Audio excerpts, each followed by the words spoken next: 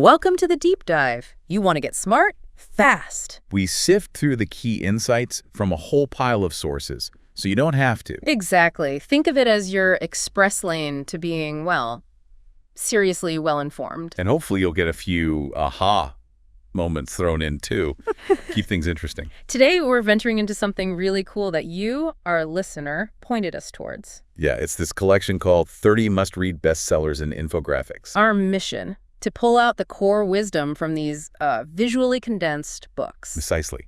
Forget digging through hundreds of pages for each one. These 30 books, they're influential, right? And summarized visually like this, they cover a huge range. Oh, definitely. Things like time management, productivity, happiness, emotional intelligence. Beyond in creativity, it's a proper intellectual feast, just, faster. And what's great about these infographics is how quickly they get the main ideas across, the key messages. It's a brilliant way to, get the essence of a book before you commit to reading the whole thing.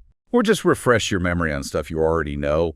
Gets right to the heart of it. Yeah, and the design is smart too. Each one links the main ideas visually with the key insights. You see the connections, how things build on each other. It's more than just looking good. It's a framework for understanding visually. So as we go through these, maybe keep a note of what jumps out at you, what sparks your interest. Yeah, jot down your thoughts. Make it your own deep dive too. All right, ready to jump in. Let's do it. So our first theme is all about understanding ourselves. And others too. Kicking off with a big one, Daniel Goleman's emotional intelligence. Right. Even in this infographic form, it really hits home how vital it is to, recognize and manage our emotions. Because they guide everything, don't they? Thoughts, decisions, how we act. Goleman's whole point is that this EQ, emotional intelligence, it's just as crucial as IQ for success. Mm-hmm. And what's interesting is how it highlights both sides of emotions, the good and the bad. Yeah, they can be super informative, motivating. But they can also trip us up, lead to impulsive stuff we regret later. So it's about being aware of that duality. Exactly. And the infographic, it kind of breaks EQ down into three main things. Self-awareness, knowing your own feelings. Self-regulation, managing them. And empathy, picking up on emotions in other people. They're like the building blocks, aren't they, for handling our inner world and connecting outwards. Totally. And the insights are so relevant now, like managing emotions for leadership. Oh, yeah, especially with remote teams and stuff. Right. Recognizing how your team feels, empathizing. Yeah. It's even harder without the face-to-face cues. So this skill is critical. Makes sense. And personally, these skills help us bounce back from setbacks, right? Manage our emotional health. Build that inner resilience for when life throws curveballs. Yeah. And there's that core idea, too, our actions. They often start with feelings. So getting good at spotting and managing those feelings is key to shaping how we behave, what we achieve. It starts inside. And a really practical tip from this one, practice empathy. Actively try to see someone else's viewpoint. And maybe even mirror their cues a little. Pay attention to their signals. Yeah, step outside your own head for a minute. Okay, moving on from pure emotion to how we express affection. Gary Chapman's The 5 Love Languages. Ah, yes, the famous 5. Words of affirmation. Gifts, physical touch, quality time. And acts of service. It builds on that idea of understanding others, but focuses on how we give and receive love. Which is another huge part of emotional connection. For me, the big takeaway here is that love isn't just passive, it's like an action, a choice. Needs real effort, doesn't it? Yeah. Responsibility. You have to consciously choose to show love in a way that actually lands with the other person, not just how you like to show it. That's a huge point.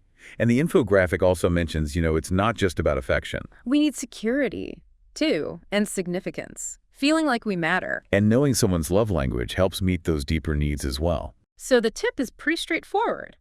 Figure out your own primary language. And the languages of people you care about. Reflect on what makes you feel loved. And maybe just ask. Have those conversations. Yeah, how often do we just assume we know, right? Yeah. And maybe get it totally wrong. Good question. Okay, next. How to Talk to Anyone by Leo Lauwards. This one's packed with practical tips for communication. Definitely. It starts with something simple but powerful. Smiling. Makes you seem more confident, more likable, basic stuff, but it works. And it has these cool techniques for starting chats. The what's it? Using something interesting you have as an opener. Yeah, and the who's it, basically just going up to someone who caught your eye. Strategies to beat that initial awkwardness. I liked the bit about vocabulary, too. Expanding it helps keep people engaged. Not about using big words to show off, just having more ways to say what you mean, clearly, compellingly. Right, and the reminder about listening. When someone else is talking, they're the focus. Put your own internal monologue on pause. Really tune in. And that parroting technique. Super simple, super useful. Just repeating their last few words. Yeah, encourages them to say more. It's like a little nudge. Nice. Okay, last one in this theme. Malcolm Gladwell's Talking to Strangers. This explores why we're often so bad at judging people we don't know. It gets into some interesting biases. Like the default to truth bias. We just sort of assume people are being honest. And the transparency illusion. We think our own feelings are obvious to others, even when they're not. And those two together make judging strangers really tricky. Exactly. And the infographic points out something sobering. People trying to deceive. They don't always look suspicious. They can seem totally normal. Challenges our stereotypes, doesn't it? It does. And it also says, look, our default is to trust. Getting fooled isn't necessarily about being dumb. It's just human nature. Right. So the big tip here is, don't rush to judgment with strangers. Try to understand their context, right? Where they're coming from, the situation. Be more thoughtful before forming that opinion. Okay, let's switch things up. Theme 2. Thinking and decision-making. And we have to start with Kahneman's Thinking Fast and Slow. Monumental work. Yeah, the infographic introduces those two ways of thinking. System 1, fast, intuitive, emotional. And System 2, slow, deliberate, logical. Your rational brain. The key thing is System 1 is automatic, efficient. But prone to making snap judgments that aren't always reliable. Whereas System 2 takes effort, but it helps us get to more logical, thought-out answers. And watch out for the halo effect. That's a big bias. Where you like one thing about someone, so you assume everything about them is great. Pretty much. It clouds your judgment. Have you ever caught yourself doing that? Overlooking flaws because you like their sense of humor or something? Probably. It's easy to do. It is. So the practical advice is slow down, especially for big decisions. Question those gut reactions.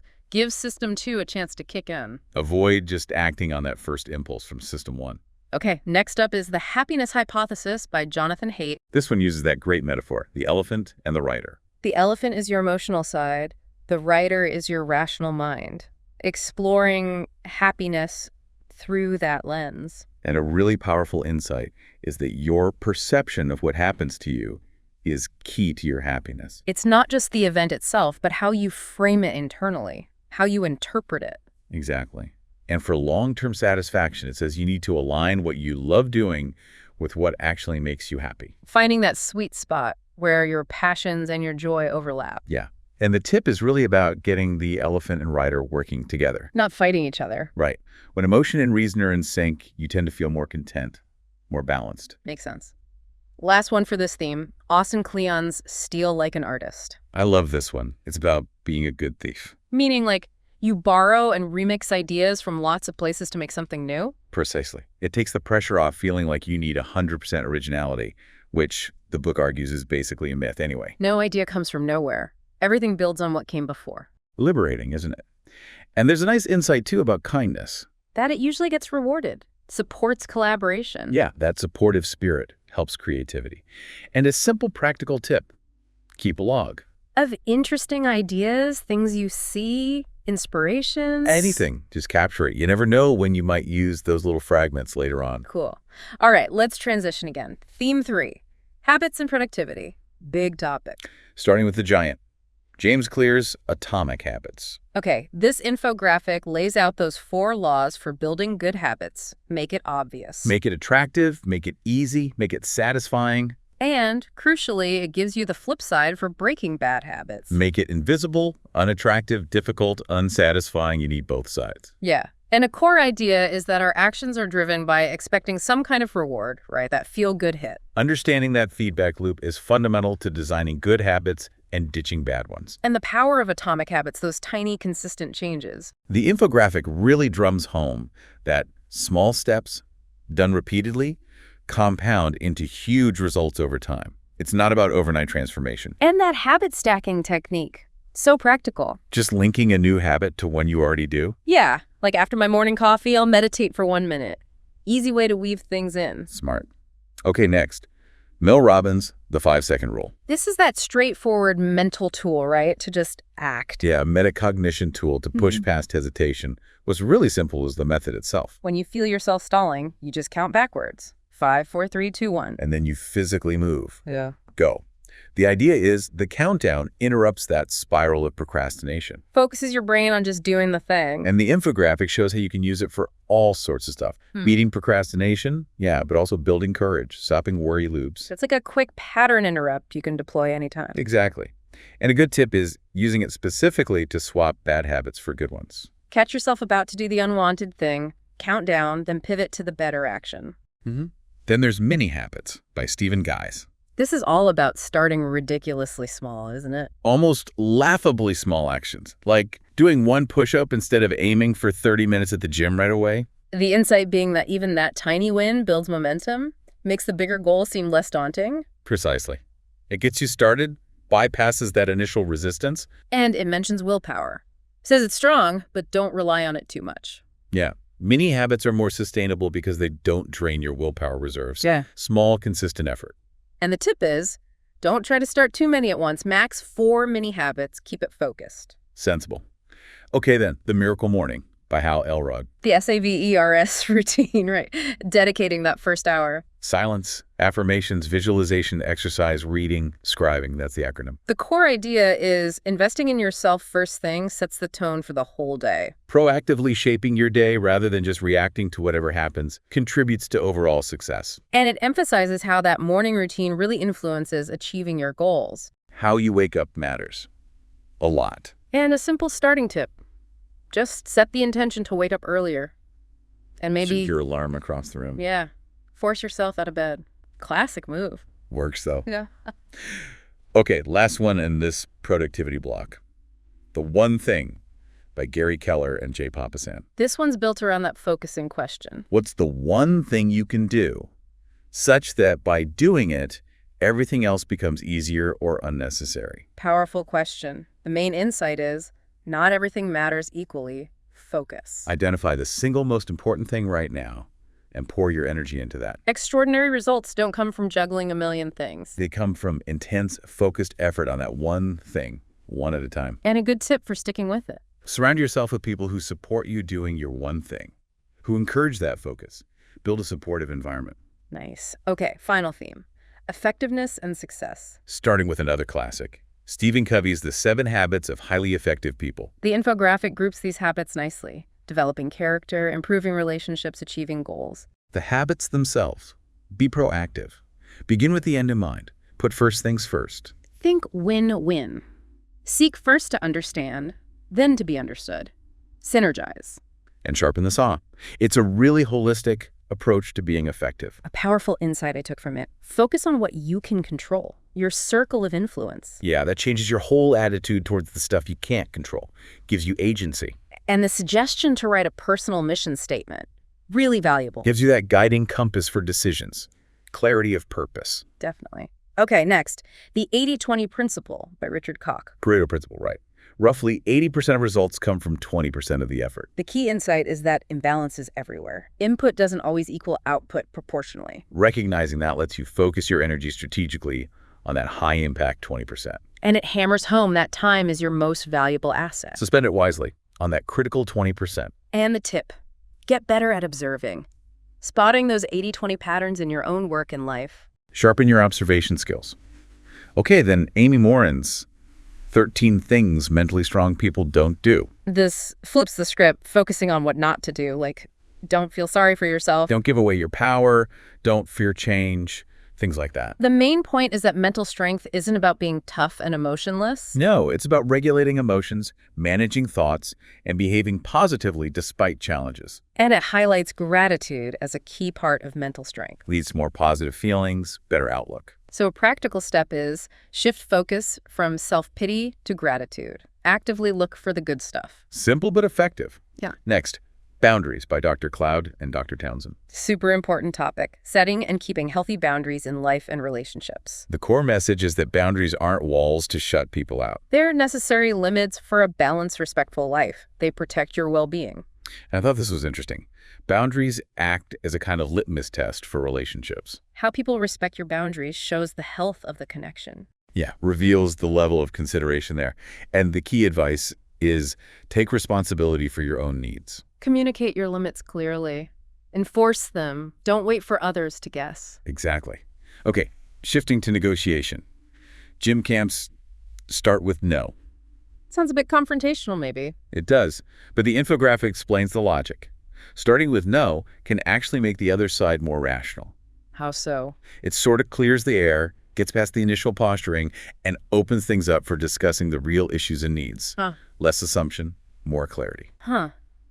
Interesting. And it stresses knowing exactly what you want. Crystal clear goals. Make them part of the agenda. Don't be vague. And the tip is to negotiate what happens next. Yeah, don't leave things hanging. Agree on the next steps to avoid misunderstandings and keep control. Got it. Then there's Grant Cardone's the 10X rule. Very high energy. Absolutely. It's all about massive action, taking way more action than you think you need. The idea is average effort gets average results. If you want exceptional success, you need exceptional effort. 10X the effort. Right. Rise above average. Setting big goals is step one. But step 2 is committing to that massive action needed to hit them. You got to really go for it. And a key starting point is visualization. See your success clearly. Define exactly what you want. Yeah. That clarity fuels the massive action. Okay, getting technical now. Thinking in Systems by Donella Meadows. This breaks down what a system is. Elements, connections, purpose. Stocks and flows, right, like water in a bathtub. Exactly. The core insight is that a system's purpose really drives its behavior. You need to understand the goal to understand the actions. And to grasp a complex system. Break it down. Look at the subsystems first, how they interact. And remember that any system is probably part of a bigger system. Layers upon layers. Systems within systems. Good perspective to have. Then Scrum by Chris Sims and Hillary Louise Johnson. The Agile framework for teamwork, project management. Yeah. Lightweight framework for complex product development with small teams. It outlines the roles. Product owner, scrum master, team member, Yeah. and the artifacts. Product backlog, sprint backlog, burn chart, task board, in the events. Sprint planning, daily scrum, sprint review, retrospective. It's a whole structured process for iterative work. And a key principle is breaking big tasks down, story splitting. Making huge projects feel manageable by tackling smaller chunks. Right. And the daily scrum. It's just that quick 15-minute check-in. For the team to sync up, see what's working, adapt their plan, keep communication flowing. Exactly. Now, shifting to creativity in organizations. Creativity, Inc. by Ed Catmull from Pixar. This focuses on building that environment where creativity thrives. And a huge point is the right team is more important initially than the perfect idea. A good team can fix a mediocre idea, but the reverse is harder. Pretty much. Yeah. And fear kills creativity. So you need an environment where experimentation is okay, even encouraged. Failure is part of the process, not something to dread. Right. And the key to that is candor. Open, honest feedback. Builds trust, fosters real collaboration. People aren't afraid to speak up. Then, relatedly, Creative Confidence by Tom and David Kelly. From IDEO, right. The belief that everyone can be creative. Yes. Don't confuse creativity with just being like a painter or musician. Yeah. It's much broader. Problem solving, innovating. It's a capacity we all have, not just for the artsy type. Exactly. And again, embrace failure. It's part of exploring new territory. How you learn and find breakthroughs. And a practical tip, be observant. Study your environment, look at other innovations. Inspiration is everywhere. Keep your eyes open. Okay, nearly there. Why We Sleep by Matthew Walker. Vital topic. Super important. It covers the sleep stages. Light, deep REM sleep, and what each one does for us. The core message is just how crucial sleep is. For brain function, physical health, mood, everything. And the negative impact of not getting enough sleep is massive. Way more than we realize. We often treat it like a luxury, but it's fundamental. Totally. And dreams, they're not just random noise. They help process emotions, boost creativity. They actually serve important functions. Yeah. So the practical advice is pretty standard, but essential. Yeah. Consistent sleep schedule. Avoid caffeine and alcohol before bed. Create a good sleep routine. Basic, but critical. Okay, Mark Manson's The Subtle Art of Not Giving a Feck. Refreshingly blunt title. It's about choosing what to care about, right? And accepting that negative stuff happens. It's part of life. The key idea isn't indifference. It's being comfortable with being different. choosing your values. Deciding what's actually worth your energy, your facts. And it challenges that constant chase for happiness, says it can backfire. Yeah, the more you hunt for it, the less content you might feel. Accepting the bad can, paradoxically, be a positive experience itself. So the tip is about managing your reactions to reality. And taking responsibility for your own emotions, not blaming the world. Okay, penultimate one. The Healthy Mind Toolkit by Alice Boyes. This offers practical strategies for dealing with negative thoughts and habits. A foundational idea is that healthy habits support a healthy mind. Your daily actions matter psychologically. What you do shapes how you feel and think. And it talks about labeling emotions accurately. Giving them a specific name reduces their power. Yeah, makes them less overwhelming, gives you more control. And the key action step. Identify and remove self-destructive habits. Be honest about what's holding you back mentally. Proactive mental hygiene. Okay, finally, Robert Cialdini's influence, the classic on persuasion. This infographic breaks down those 6 principles of influence. Reciprocity. Scarcity, authority, consistency, liking, social proof. Understanding these helps you see how you're being persuaded all the time. Right, and the infographic makes the point. Persuasion is natural, but it can be manipulative if you're not aware. Knowledge is power here. It helps you resist unwanted influence. And a great practical tip for dealing with, say, the scarcity tactic, limited time offer. Pause. Ask yourself, do I really need this, or am I just reacting to the fear of missing out? Exactly. Critical thinking in the moment. Wow. Okay. So that was a whirlwind tour. Yeah, a rapid journey through the core ideas of 30 bestsellers, visualized. We covered a lot of ground. From self-understanding, thinking, habits, all the way to effectiveness and influence. And remember, you, our listener, this was just a curated look at the key takeaways. The goal was really to spark your curiosity, maybe give you some actionable insights you can use right away. Which leads us to a final thought for you to ponder. Of all those books, all those ideas we just touched on, which one resonated most with you right now? Which principle felt most relevant to your goals, or maybe a challenge you're facing? Perhaps this deep dive made you think, I should really read the full version of that one. We really hope this gave you a valuable shortcut to getting informed. And maybe sparked a few of those satisfying aha moments we talked about at the start. Thanks for taking the deep dive with us.